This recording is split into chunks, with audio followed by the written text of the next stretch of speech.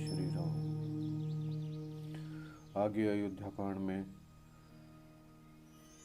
तुलसीदास जी कहते हैं, एहि विधि पूछहि प्रेम बस पुलक गात जलु नैन कृपा सिंधु फेर ही तीन ही कही बिनती मृदु बहन। इस प्रकार से वे यात्री प्रेम वश पुलकित शरीर हो और नेत्रों में जल भरकर पूछते हैं, किंतु कृपा के समुद्र श्री रामचंद्र जी कोमल विनय युक्त वचन कहकर उन्हें लौटा देते हैं।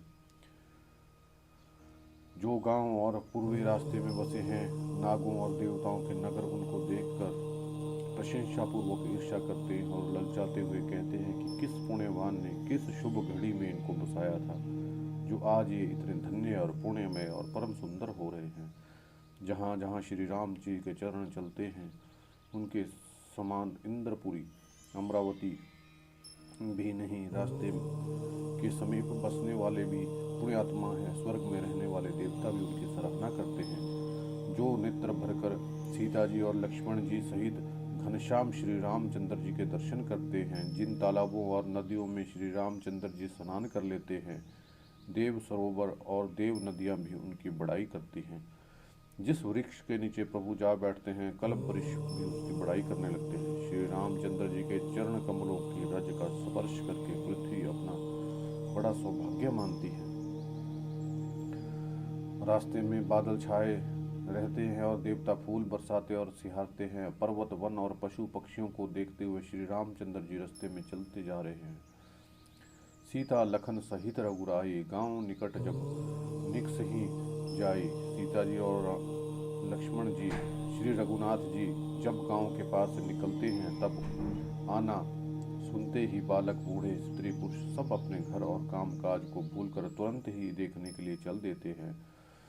श्री राम लक्ष्मण जी और सीता जी का रूप देखकर नेत्रों का फल पाकर वे सुखी होते हैं। दोनों भाइयों को देखकर सब प्रेमानंद में मगन हो गए, उनके नेत्रों में जल भर आया और शरीर पुलकित हो गए। उनकी दशा का वर्णन नहीं किया जा सकता, मानो दरिद्रों ने चिंतामणि की ढेरी पाली हो। वे एक एक को पुकार कर सीख देते हैं और इस क्षण नेत्रों का लाभ ले लो। कोई श्री रामचंद्र जी को देखकर ऐसे अनुराग में भर गए हैं कि उन्हें देखते हुए उनके साथ लोग चले जा रहे हैं। कोई नेत्र मार्ग से उनकी छवि को हृदय में लाकर शरीर मन और श्रेष्ठ वाणी से शिथिल हो जाते हैं। एक देखी बट छां भली डासी मृदुल तृणपात, कहीं गवाही छिनकु श्रम गौ नभ अबही की प्रात। कोई बड़ की सुंदरता छाया देखकर वहाँ नरम घास और पत्ते बिछाकर कहते हैं कि क्षण भर यहाँ बैठकर थकान मिटा लीजिए, फिर चाहे आगे चले जाइएगा, चाहे सवेरे।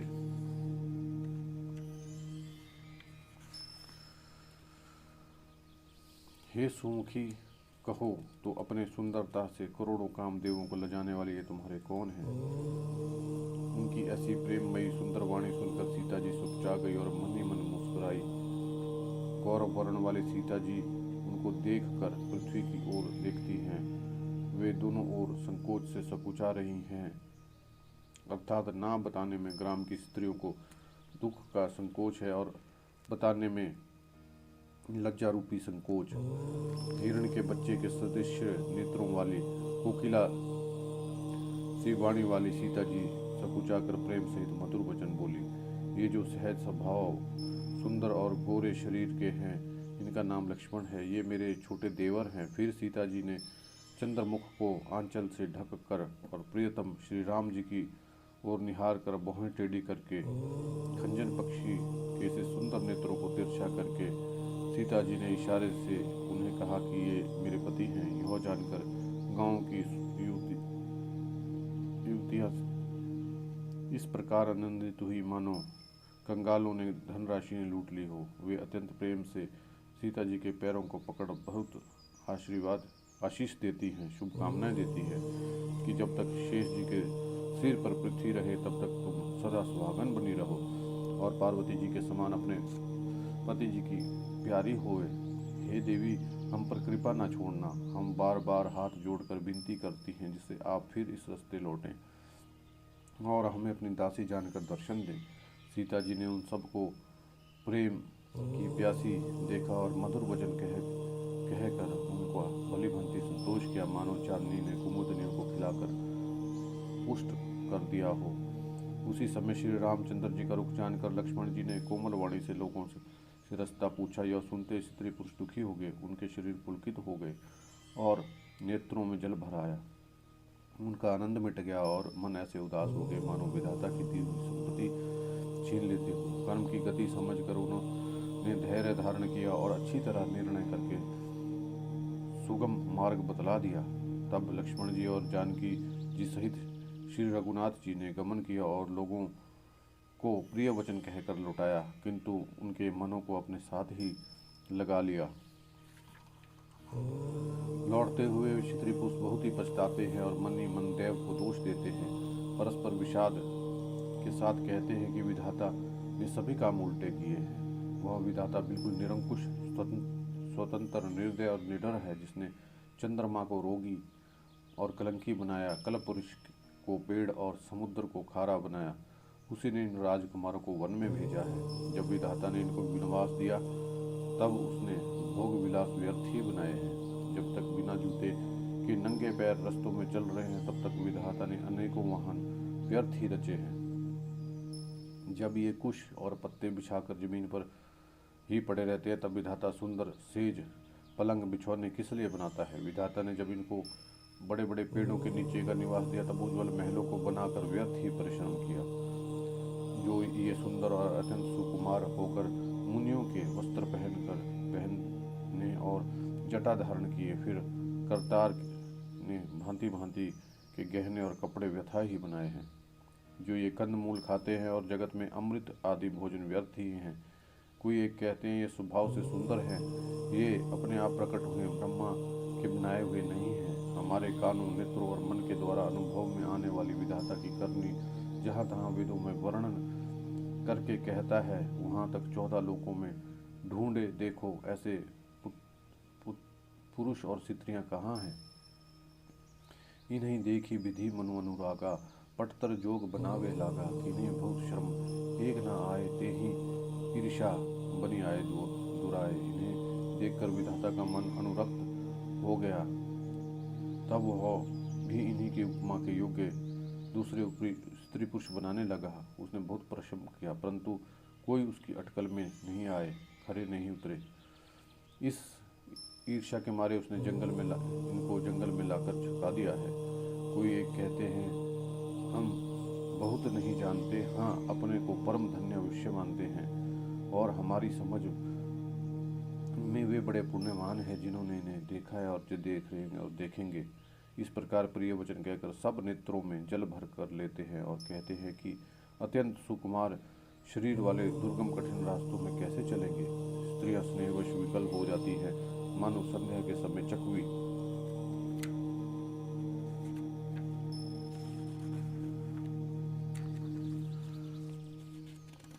उपमा कहता हूँ कि मानो बुध चंद्र चकवी दुखी हो रही हो। इनके चरणों को कोमल और मार्ग को कठोर जानकर वे व्यथित हृदय से उत्तम वाणी कहती है।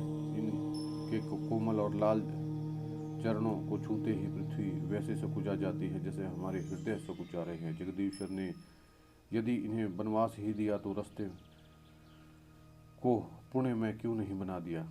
यदि ब्रह्मा से मांगे मिले तो हे सखी इन्हें अपनी आंखों में ही रखें। जो स्त्री पुरुष इस अवसर पे नहीं आए वे सीताराम जी को नहीं देख सके। उनके सौंदर्य को सुनकर व्याकुल होकर पूछते हैं कि भाई अब तक वे कहाँ तक गए, और जो समर्थ हैं वे दौड़ते हुए जाकर उनके दर्शन कर लेते हैं और जन्म का परम फल पाकर विशेष आनंदित होकर लौटते हैं। अबला स्त्रियां, बच्चे और बूढ़े दर्शन ना पाने के हाथ मलते और पछताते हैं। इस प्रकार जहाँ जहाँ श्री रामचंद्र जी जाते हैं वहाँ लोग प्रेम के वश में हो जाते हैं। गाँव गाँव अस होई आनंदू, देखी भानुकुल कैरव चंदू। ये कुछ समाचार सुनी पावहीं, ते नृपरान ही दोसु लगा वहीं। सूर्य कुल रूपी कुमुदनी के प्रफुल्लित करने वाले चंद्रमा स्वरूप श्री रामचंद्र जी के दर्शन कर गांव गांव में ऐसा आनंद हो रहा है। जो लोग कुछ भी समाचार सुन पाते हैं वे राजा रानी को दोष लगाते हैं। कोई एक कहते हैं कि राजा बहुत अच्छे हैं जिन्होंने हमें नेत्रों का लाभ दिया। स्त्री पुरुष सभी आपस में सीधी स्नेह भरी सुंदर बातें करते हैं। वे माता धन्य हैं, वह माता पिता धन्य हैं जिन्होंने इन्हें जन्म दिया। वे नगर धन्य है जहाँ से ये आए हैं।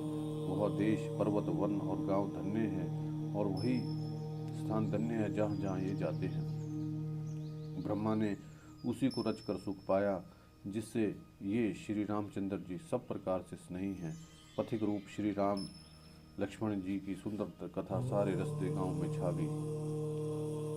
रघुकुल रूपी कमल के खिलाने वाले श्री रामचंद्र जी इस मार्ग में लोगों को सुख देते हुए श्री सीता जी और लक्ष्मण जी सहित वन को देखते हुए चलते जा रहे हैं। आगे श्री राम जी हैं, पीछे लक्ष्मण जी सुशोभित है और तपस्वियों के वेश बनाए ये दोनों बड़ी ही शोभा पा रहे हैं। दोनों के बीच सीता जी कैसे सुशोभित हो रही हैं, जैसे ब्रह्म और जीव के बीच में माया। फिर जैसे छवि मेरे मन में बस रही है उसको कहता हूँ, मानो बसंत ऋतु और कामदेव की गति, कामदेव के बीच में रति कामदेव की स्त्री शोभा पा रही हो। फिर अपने हृदय में खोज कर उपमा कहता हूँ, मानो बुध चंद्रमा के पुत्र और चंद्रमा के बीच में रोहिणी सोह रही हो। प्रभु श्री रामचंद्र जी के चरण चिन्हों के बीच में पैर रखती हुई सीता जी कहीं भगवान के चरण चिन्हों पर पैर ना टिक जाए इस बात से डरती हुई मार्ग में चल रही हैं।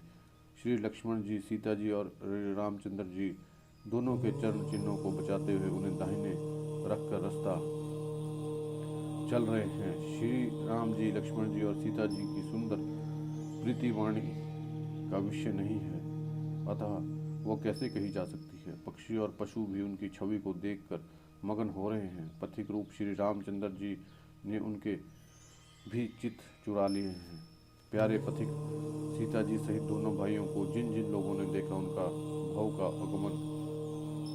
अगम मार्ग बिना ही परिश्रम आनंद के साथ तय कर लिया, अर्थात वे आवागमन के चक्कर से सहज ही छूटकर मुक्त हो गए। आज भी जिनके हृदय में स्वप्न में भी कभी लक्ष्मण सीता राम तीनों बटोही आ बसे तो वह श्री राम जी के परम धाम के उस मार्ग को पा जाएगा जिस मार्ग को कोई भी बिरले मुनि पाते हैं। तब श्री रामचंद्र जी सीता जी को थकी हुई जानकर समीप एक बड़ का वृक्ष और ठंडा पानी देखकर उस दिन वहीं ठहर गए। कंद मूल फल खाकर प्रातःकाल स्नान करके श्री रघुनाथ जी आगे चले। सुंदर वन, तालाब, पर्वत देखते हुए प्रभु श्री रामचंद्र जी वाल्मीकि जी के आश्रम आए। श्री रामचंद्र जी ने देखा कि मुनि का निवास स्थान बहुत ही सुंदर है, जहाँ सुंदर पर्वत, वन और पवित्र जल है। सरोवरों में कमल, वनों में वृक्ष फूल रहे हैं। मकरंद रस में मस्त हुए भंवरे सुंदर गुंजार कर रहे हैं। बहुत से पक्षी और पशु कोलाहल कर रहे हैं और वैर से रहित प्रसन्न मन से विचर रहे हैं। पवित्र और सुंदर आश्रम को देखकर कमल नयन श्री रामचंद्र जी हर्षित हुए। रघुश्रेष्ठ श्री रामचंद्र जी का आगमन सुनकर मुनि वाल्मीकि जी उन्हें लेने के लिए आगे आए। श्री रामचंद्र जी ने मुनि को दंडवत किया। विप्र श्रेष्ठ मुनि ने उन्हें आशीर्वाद दिया। श्री रामचंद्र जी की छवि देखकर मुनि के नेत्र शिथिल हो गए। सम्मान पूर्वक मुनि उन्हें आश्रम में ले आए। श्रेष्ठ मुनि वाल्मीकि जी ने प्राण प्रिय अतिथियों को पाकर उनके मधुर कंदमूल और फल मंगवाए। श्री सीता जी, लक्ष्मण जी और श्री रामचंद्र जी ने फलों को खाया। तब मुनि ने उनको विश्राम करने के लिए सुंदर स्थान बतला दिए। वाल्मीकि मन आनंदो भारी, मंगल मूर्ति नयन निहारी। तब कर कमल जोरी रघुराई, बोले वचन श्रवण सुखदाई। मुनि श्री रामचंद्र जी के पास बैठे और उनकी मंगल मूर्ति को नेत्रों से देखकर वाल्मीकि जी के मन में बहुत ही आनंद हो रहा है। तब श्री रघुनाथ जी ने कमल सदृश हाथों को जोड़कर कानों को सुख देने वाले मधुर वचन बोले। हे मुनिनाथ, आप त्रिकालदर्शी हैं। संपूर्ण विश्व आपके लिए हथेली पर रखे हुए पैर के समान है। प्रभु श्री रामचंद्र जी ने ऐसा कहकर फिर जिस जिस प्रकार से रानी कैकेयी ने वनवास दिया वह सब कथा विस्तार से सुनाई और कहा, हे प्रभु, पिता की आज्ञा, माता का हित और भरत जैसे स्नेही और धर्मात्मा भाई का राजा होना और फिर मुझे आपके दर्शन होना, यह सब मेरे पुण्यों का ही प्रभाव है। देख ही पाए मुनि राय तुम्हारे, भय सुकृत सब सुफल हमारे। हे मुनिराज, आपके चरणों का दर्शन करने से आज हमारे सब पुण्य सफल हो गए। अब जहाँ आपकी आज्ञा हो, जहाँ कोई भी मुनि उद्वेग को प्राप्त ना हो, क्योंकि जिनसे मुनि और तपस्वी दुखी पाते हैं वे राजा बिना अग्नि के ही जलकर भस्म हो जाते हैं। ब्राह्मणों का संतोष सब मंगलों की जड़ है और भूदेव ब्राह्मणों का क्रोध करोड़ों कुलों को भस्म कर देता है। ऐसे हृदय में समझकर वो स्थान बतलाइए जहाँ मैं लक्ष्मण सीता सहित जाऊं और वहाँ सुंदर पत्तों और घास की कुटी बनाकर हे दयालु कुछ समय निवास करूं। श्री राम जी की सहज और सरल वाणी सुनकर ज्ञानी मुनि वाल्मीकि बोले, धन्य धन्य हे रघुल कुल के ध्वजा स्वरूप, आप ऐसा क्यों नहीं करेंगे। आप सदैव वेद की मर्यादा का पालन रक्षण करते हैं। हे राम, आप वेद की मर्यादा के रक्षक जगदीश्वर हैं और जानकी जी माया स्वरूपा हैं, जो कृपा के भंडार आपकी रुख पाकर जगत का सृजन पालन और संहार करती हैं, जो हजार मस्तक के सर्पों के स्वामी और पृथ्वी को अपने सिर पर धारण करते हैं, वे ही चराचर स्वामी शेष जी लक्ष्मण हैं। देवताओं के कार्य के लिए आप राजा का शरीर धारण करके दुष्ट राक्षसों की सेना का नाश करने के लिए चले। राम स्वरूप तुम्हारा वचन अगोचर बुद्धि पर अविगत अकथ अपार नेति नेति नित निगम कह।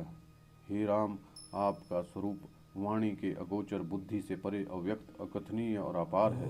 वेद निरंतर उसका नेति नेति कहकर वर्णन करते हैं। हे राम, जगत दृश्य है, आप उसके देखने वाले हैं। आप ब्रह्मा विष्णु और शंकर को भी नचाने वाले हैं। आप जब वे भी आपके मर्म को नहीं जानते, तब और कौन आपको जानने वाला है। वही आपको जानता है जिसे आप जना देते हैं और जानते ही वह आपका ही स्वरूप बन जाता है। हे रघुनंदन, हे भक्तों के हृदय के शीतल करने वाले चंदन, आपकी ही कृपा से भक्त आपको जान पाते हैं। आपकी देह चितानंदमय है। यह प्रकृति जन्य 5 महाभूतों से बने हुए कर्म बंधन युक्त त्रिदेह विशिष्ट माया की नहीं है और उत्पत्ति नाश वृद्धि क्षय आदि सब विकारों से रहित है। इस रहस्य को अधिकारी पुरुष ही जानते हैं। आपने देवता और संतों के कार्य के लिए नर शरीर धारण किया है और प्राकृत राजाओं की तरह से कहते और करते हैं। हे राम, आपके चरित्रों को देख और सुन कर मूर्ख लोग तो मोह को प्राप्त होते हैं और ज्ञानी जन सुखी होते हैं। आप जो कुछ कहते हैं करते हैं वे सब सत्य ही है, क्योंकि जैसा स्वांग भरे वैसा ही नाचना भी हो तो चाहिए।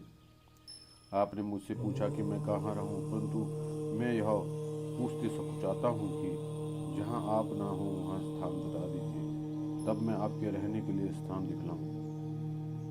सुनी मुनि वचन प्रेम रस साने, सकुचि राम मन मुहु मुस्काने। वाल्मीकि हंसी कहीं बहोरी, बानी मधुर अमीय रस बोरी।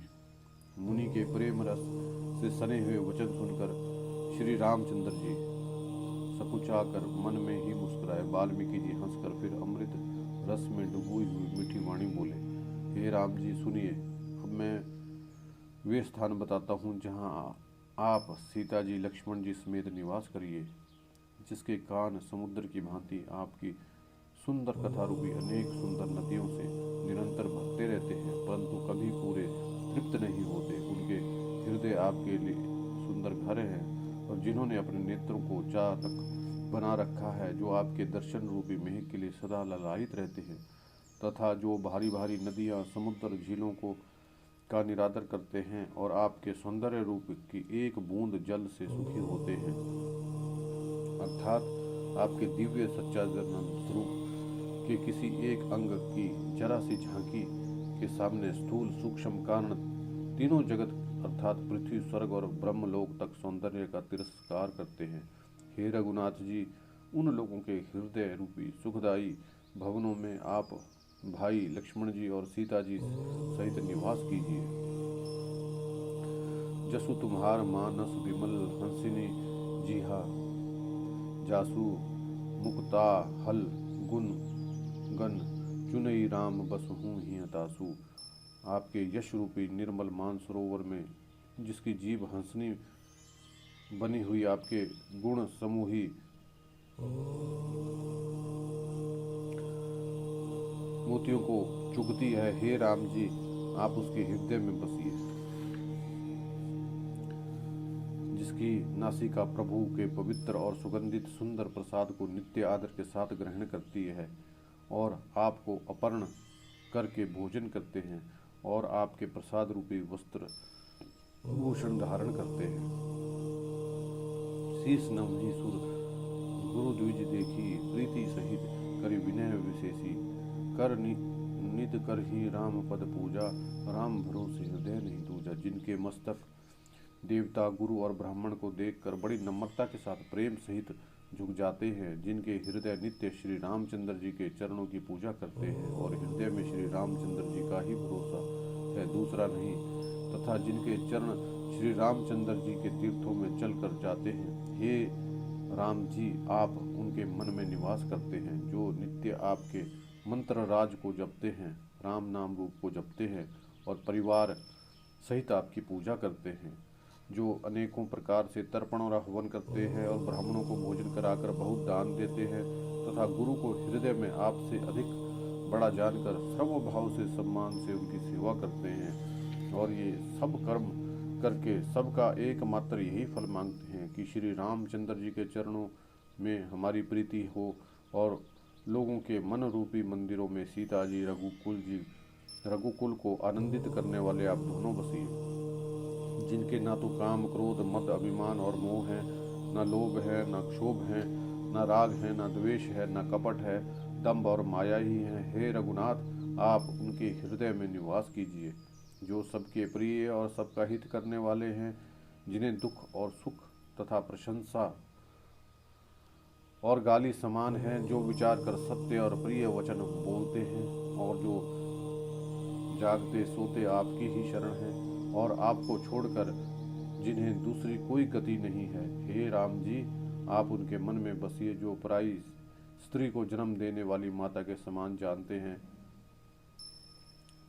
और पराया धन जिन्हें विष से भी भारी विष है, जो दूसरे की संपत्ति को देखकर हर्षित होते हैं और दूसरे की विपत्ति देखकर विशेष रूप से दुखी होते हैं, हे राम जी जिनके आप प्राणों के समान प्यारे हैं, उनके मन आपके रहने योग्य शुभ भवन है। हे तात जिनके स्वामी सखा पिता माता और गुरु सब आप ही हैं, उनके मन रूपी मंदिर में सीता सहित आप दोनों भाई निवास कीजिए।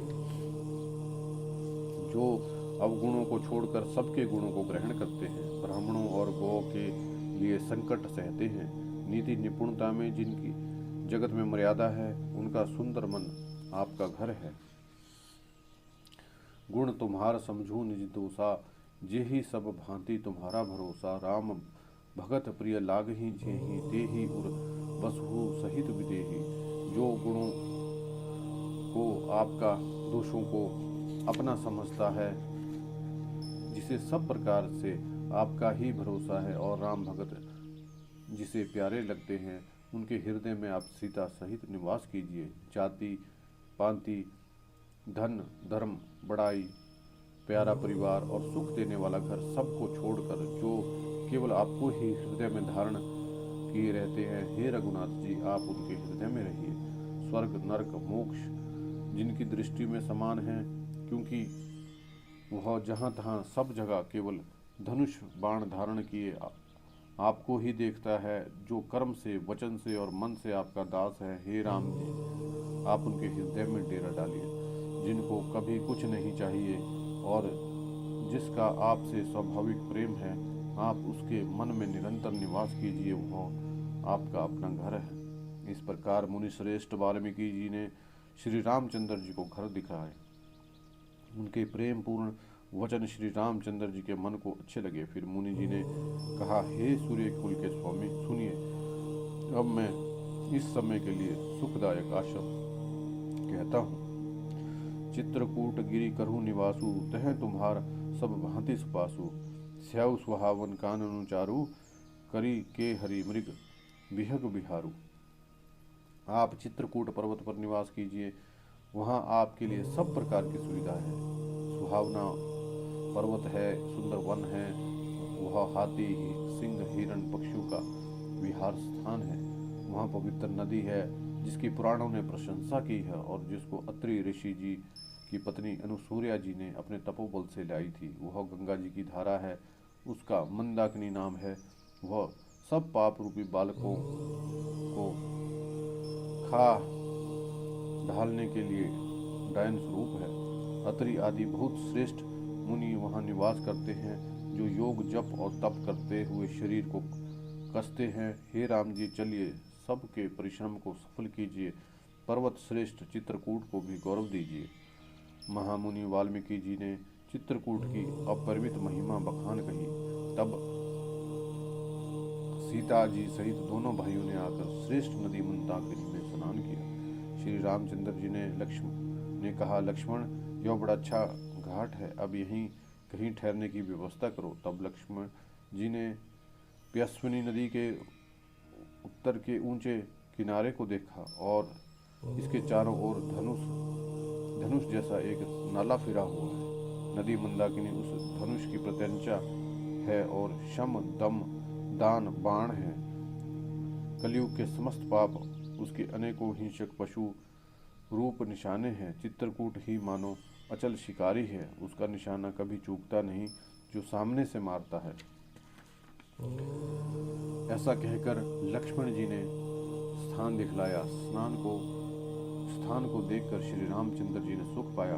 जब देवताओं ने जाना श्री रामचंद्र जी का मन यहीं रम गया है, तब वे देवताओं के प्रधान थवी मकान बनाने वाले विश्वकर्मा को साथ लेकर चले। सब देवता कोल भीलों के वेश में आए और उन्होंने पत्तों और घासों से सुंदर घर बना दिए।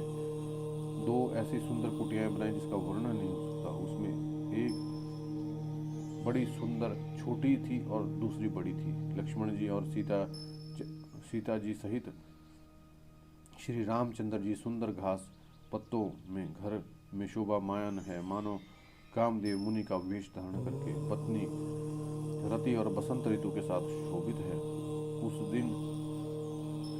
समय देवता नाग, किन्नर, दिक्पाल चित्रकूट में आए और श्री रामचंद्र जी ने सबको प्रणाम किया। देवता नेत्रों का लाभ पाकर आनंदित हुए। फूलों की वर्षा करके देव समाज ने कहा, हे नाथ, आज हम सनाथ हो गए। फिर विनती करके उन्होंने दुसह दुख सुनाए और हर्षित होकर अपने अपने स्थानों को चले गए। चित्रकूट रघुनंदन छाए, समाचार सुनी मुनि आए। श्री रघुनाथ जी चित्रकूट में आ बसे। यह समाचार सुनकर बहुत से मुनि आए। रघुकुल के चंद्रमा श्री रामचंद्र जी ने मुदित हुई मुनि मंडली को आते देखकर दंडवत प्रणाम किया। मुनिगण श्री रामचंद्र जी को हृदय से लगा लेते हैं और सफल होने के लिए आशीर्वाद देते हैं। वे सीता जी, लक्ष्मण जी और श्री रामचंद्र जी की छवि देखते हैं और अपने सारे साधनों को सफल हुआ समझते हैं। प्रभु श्री रामचंद्र जी ने यथा योग्य सम्मान करके मुनि मंडली को विदा किया। वे सब अपने अपने आश्रमों में अब स्वतंत्रता के साथ योग, जप, यज्ञ और तप करने लगे। यह समाचार जब कोल भीलों ने पाया तो वे ऐसे हर्षित हुए मानो नवों निधियां उनके घर पर ही आ गई हों।